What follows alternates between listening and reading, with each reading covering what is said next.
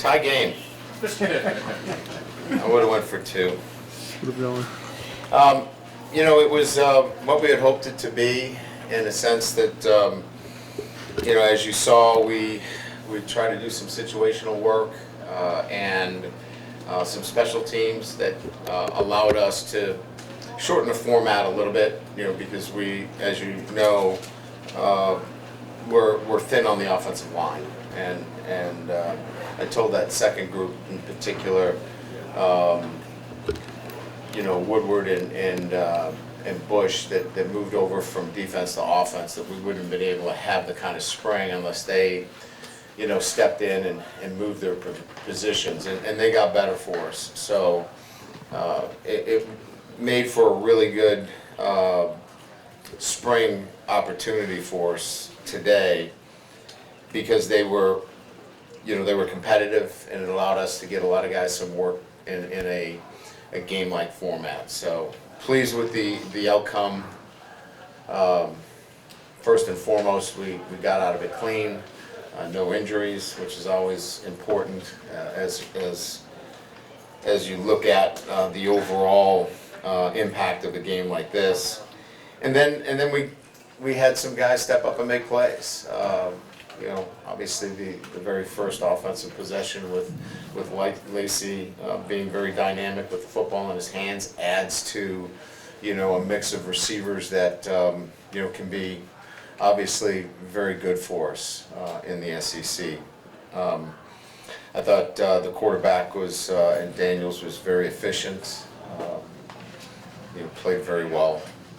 I thought Garrett Nussmeier equally as efficient, and at times doesn't have the same protection that Jaden does. And given those circumstances, you can make the case that he was equally, if not better, in some instances. So pleased with the quarterbacks.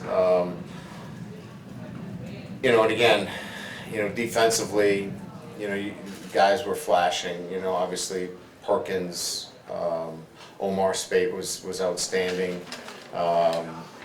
He gives us the kind of production that we're looking for. I thought we got, strong play, across the board. I think our safety play needs to continue to get better at the second level. We missed some tackles, but all in all, a good day out there today for us to evaluate and, take a step forward. So with that, I'll open up to questions. If you have a question, raise your hand. We'll get a mic to you. Yeah, Coach, you mentioned Kyron Lacey. Just what did you learn, I guess, a little bit about some of these weapons that you're going to be able to really rely on come fall? Yeah, so Kyron, really, the work that he's been doing is much more about, consistent approach in practice. And, I think we're starting to see how that's translating to performance. He was, I think at times trying to find himself relative to where he fit. And I think he's comfortable in where he is in our rotation now, and his practice work ethic has been consistent, and we can see it in terms of the way he's playing. You mentioned that the offensive line's a little thin right now, but what did you think of the performance of the new defensive line guys? I thought there were some, really positive things, right? Ovia Agufu is a really good addition, certainly. I think he, we had, probably a sack on each side against our right tackle and our left tackle. I thought that, we were really clean inside. I thought we played, good, fundamentally sound football there. I mentioned Omar. I thought, his addition is going to be really big for us. He made a great tackle in space against a running back. That says a little bit about his versatility and what he can do in the box, out of the box. Perkins was really good. And, the plays that kind of stand out to me is we ran a counter, and he was able to slip the second puller and make a TFL play. And that requires training, and he's been really good picking those things up. So I think all in all, the development of Harold at the linebacker position, the addition of, Ovi in particular, Omar, those guys have been really big for us. And, they were the holes, if you will, that we were looking to fill with more mature players. Coach Keller right here in front. Jaden's frame's gotten bigger now. He's up to 205. These numbers are pretty fantastic today, 10 of 11. There's a lot of time from April to September, and I'm sure there's going to be a lot of hype surrounding going into next season. Is that warranted? Is this going to be a major improvement from year 1 to year 2 with Jaden at quarterback? We think he is committed to being the best quarterback in the country. We've seen that in his work ethic. I think he was on the verge of moving in that direction throughout last season. His play kind of dictated that until he got injured. And I think he's picked up where he left off last year, physically getting bigger and stronger, leading our offense, leading our entire team. He's been a leader. So I don't think there's any reason why not to think he would be, the next version of that. And that means not only one of many good quarterbacks in the SEC, but one of the best quarterbacks in the country. Ed? Coach, physically you got to be really good to win this league. Do you think, is it too premature to say after a year that you're there, or do you think you're close? Well, I think we're getting closer to that. I think, clearly the area of concern for us is in depth. We're not at 85 scholarship players yet. We're below that line. So, 2 or 3 key injuries puts us in a very difficult position. We should be able in the SEC West to sustain some key injuries to key players. I don't believe we're at that point yet. If we, knock on wood, stay injury-free and continue to develop, we're going to be fine. But that's not where you want to be in this league. You have to, I think, go into a season and expect to lose some key players and still win this league. So I think that's probably our Achilles heel, if you will, is that we're still not at 85 scholarship players, and it's still going to require us to keep this team injury-free. Brian, just what do you make of all the new cornerbacks that you have this spring, where that competition stands right now as you go into the summer, what you saw out of them today? Yeah, we saw some good things, clearly, but it's work in progress for all of those guys in terms of, where they need to get to for the fall. JK and Denver and Alexander, all 3 of them are still, in that process for us in terms of weight room, in terms of the defense itself. And just the consistency of doing it at a high level, they're not there yet. We believe they can get there. We saw glimpses of it today. We saw glimpses of LaTerrence, his play today. So I just think that we're not there yet. We think we've got some guys that are capable of playing at a high level, but there's still work to be done. Jock? Coach, if I could ask 2 quick ones. The kicking game, are there some things to sort out there between Ramos and Dibert in terms of who's going to kick? And second, is there any chance that John Emery returns to the team and plays this fall? We have not ruled out John Emery for returning. I think I've made it pretty clear that John has a path back, but it's one that is really dictated by what he does academically. So, look, we have not made any misleading statements. We love him, but we're putting academics first and foremost, and he's got to take care of that first. As it relates to the kicking game, it's clearly not a position where we've decided on who the starting kicker is. I think Ramos and Dibert are still competing, for that kicking position. We saw today that, both of them had misses. So, we have to keep an open mind on it, and we still have to keep them competing. Hey, Coach, with Mac Markway and Greg Penn, what are sort of their statuses, and with Obi Gofu, how has he sort of improved since the first time you had him? Both of those guys have hamstrings, and they're, look, I think that, could we have gotten away with Greg Penn out there today? Possibly, but, and where we're at and the progress that he's made, it didn't make much sense for us to bring him out there today.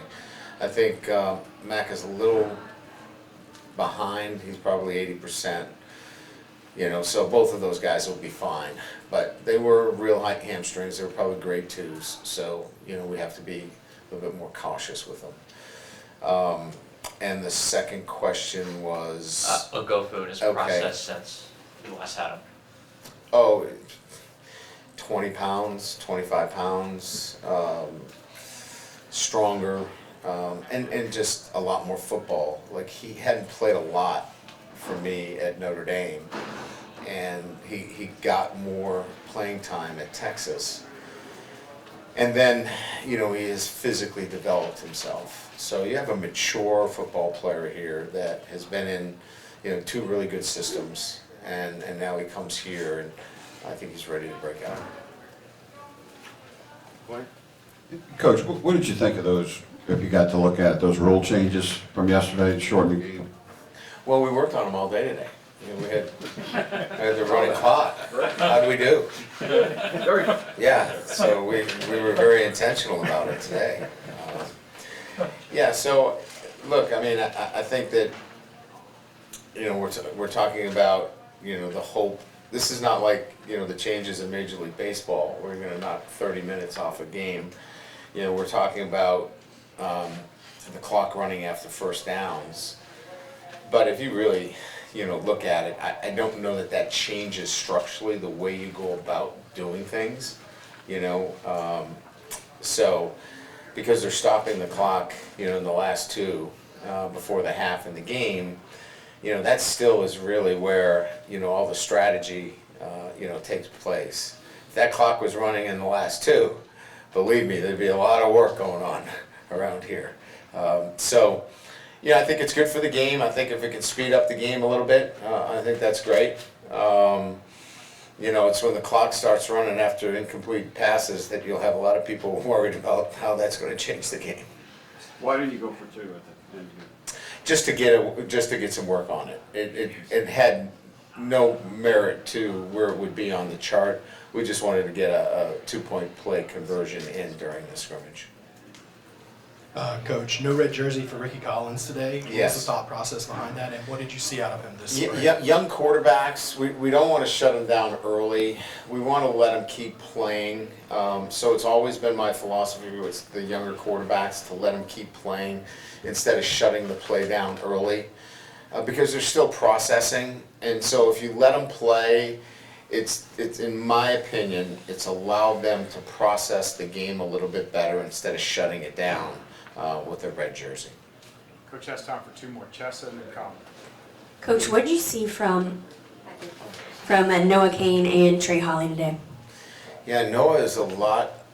I think he might be the one guy that we might be sleeping on a little bit. We really see a different guy in terms of the way he moves, in and out of his breaks. He's a lot smoother. We felt like he was a bit choppy at times last year. We thought that he ran a little too high last year, but he's assignment correct. You can rely on him in pass protections. He's going to catch the ball.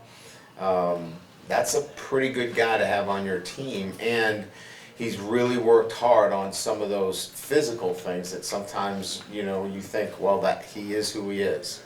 But really proud of what his progress has shown to our own eyes, and that's a good thing. Trey Holly, love coaching him. He just, he's got a smile on his face. He loves to play the game. He brings a great energy every day, and I think he has things that you can't coach, Sometimes you just gotta yell at guys to see things. He sees everything. He's got great natural vision, can see a crease, and those things are, like I said, they're hard to coach. And I don't want to take away any of the credit that Frank Wilson should deserve, because he's mentored him as a true freshman, as a mid-year, but he's done a nice job. Coach, you talked about second coat of paint a number of times, but how much of this is about refinement for the guys that you have had now for a year, kind of taking that next step? Yeah, I guess that would, the analogy would fit them, right? So that second coat of paint is for, both groups, right? That refinement, right? For those guys that really understand our process, so they can begin to refine their mental preparation, their technical and tactical. And so you're seeing guys like a Kyron Lacey that have elevated their game. You're seeing, some of our players that, like a Noah Kane, who has really worked hard on his physical development. And then some guys that haven't been in this process that are starting to figure it out, right? And so it applies to both those that have been here and those that are first in this program in January. And so I could name guys that second coat of paint is applying to refinement and understanding what it takes to be successful. Great, thank you.